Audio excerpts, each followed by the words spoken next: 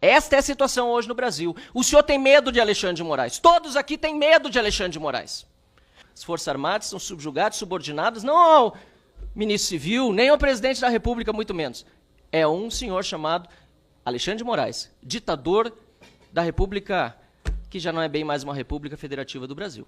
Se minha primeira intervenção foi um desabafo bastante veemente, essa segunda é de tristeza, porque eu vi, na verdade, tanto o ministro como o comandante corroborando com a fala inicial que fiz, confirmando o que justamente eu havia dito.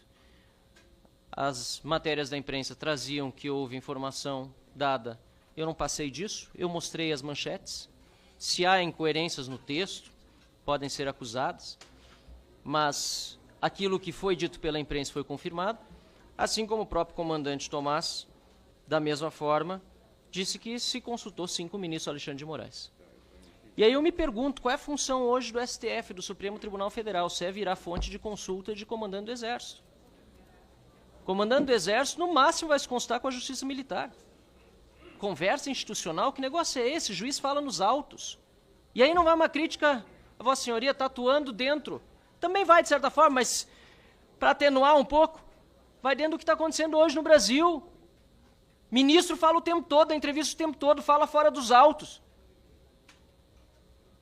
Torna-se consultor de comandante do Exército, sobre não promoção, mas remoção. Você tem cabimento um negócio desse? Olha que está sujeito hoje o Exército Brasileiro às Forças Armadas. A sujeição das Forças Armadas hoje não é a lei, não é a Constituição. Como disse o ministro, ordem judicial cumpre se decidimos cumprir a ordem. O problema é que a ordem judicial é ilegal, deputado Crisóstomo. É inconstitucional. Então, o que o Exército está fazendo, o que o Ministério da Defesa está fazendo, é obedecendo a Alexandre de Moraes. É Alexandre de Moraes que manda nas Forças Armadas brasileiras. Não é a Constituição, não é a legislação, não é a lei que vale, porque vocês sabem, uma coisa que eu posso dizer em elogio ao senhor, General Tomás, o senhor é inteligente. O senhor é tão inteligente que sabe que o que está acontecendo aqui é uma maquiagem. É um simulacro de devido processo legal. O artigo 69, aliás, do Estatuto dos Militares, diz que é só em caso de flagrante que poderá o militar ser preso por autoridade policial, militar ou civil. O senhor sabe que mesmo o caso, fora do contexto que o senhor citou aqui, teve participação, pelo menos, de coordenação do Exército. Esse negócio de entrar na Vila Militar, como fizeram, para fazer busca e apreensão, o senhor sabe que é absurdo, o senhor é inteligente.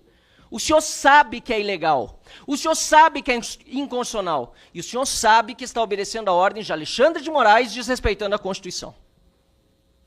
Esta é a situação hoje no Brasil. O senhor tem medo de Alexandre de Moraes. Todos aqui têm medo de Alexandre de Moraes. O general Girão, que é general também do Exército, é deputado federal, diz que tem medo de falar porque a censura hoje é regra. E quem impõe é Alexandre de Moraes.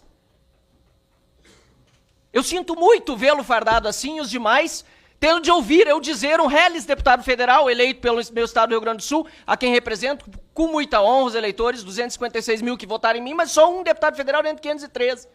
Mas eu sinto muito por fazê-lo ouvir de que o senhor tem medo de Alexandre de Moraes. Mas qual é a outra explicação? O senhor é cúmplice? Espero que não. Espero que não. Porque o que está sendo feito, o senhor disse que nunca falou algo contra um subordinado seu. Mas e os colegas de caserna? Um deles preso, ilegal, inconstitucionalmente, sofrendo as agruras do cárcere, privado do convívio com sua família. General Heleno, não lhe comove? Os demais generais, almirantes também. Essa é a situação que nós vivemos no Brasil e desculpem-me as palavras duras que são palavras talvez apenas e quem sabe serei censurado, perseguido, humilhado, não me importa. Não me importa, porque precisa ter alguém para dizer o que está acontecendo. Para dizer, porque saber todos sabem. Os senhores podem até dizer outras coisas. O ministro Monteiro Filho, José Múcio, disse também, né? Dentro da narrativa do governo, entendo, o senhor é parte do governo. Que a polícia do Distrito Federal demorou a chegar. O senhor sabe que não foi assim. A Força Nacional estava parada de prontidão do lado do Ministério da Justiça, não foi utilizada. O governo contribuiu. G. Dias, Gonçalves Dias. Onde viu? Onde está? Ninguém sabe, ninguém viu.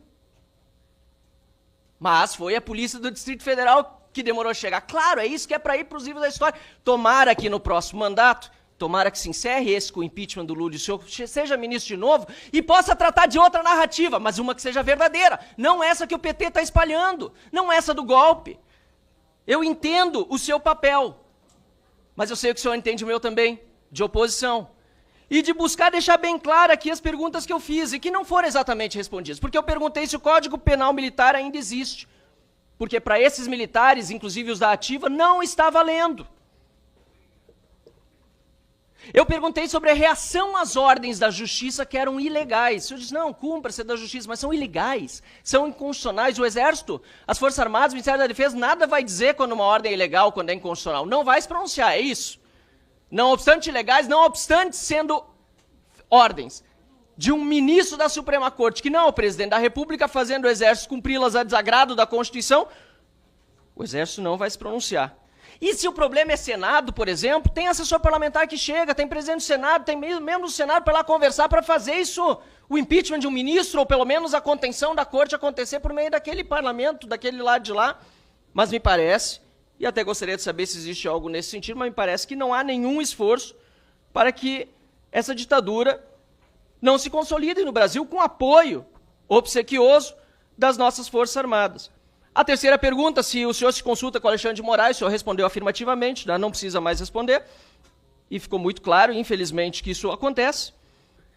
E a quarta é se as Forças Armadas entendem que há uma prevaricação diante dos abusos de autoridade cometidos por Alexandre de Moraes.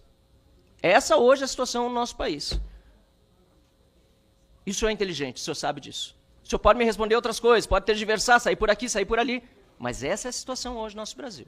As Forças Armadas são subjugadas, subordinadas, não ao ministro civil, nem ao presidente da República, muito menos. É um senhor chamado Alexandre de Moraes, ditador da República, que já não é bem mais uma República Federativa do Brasil.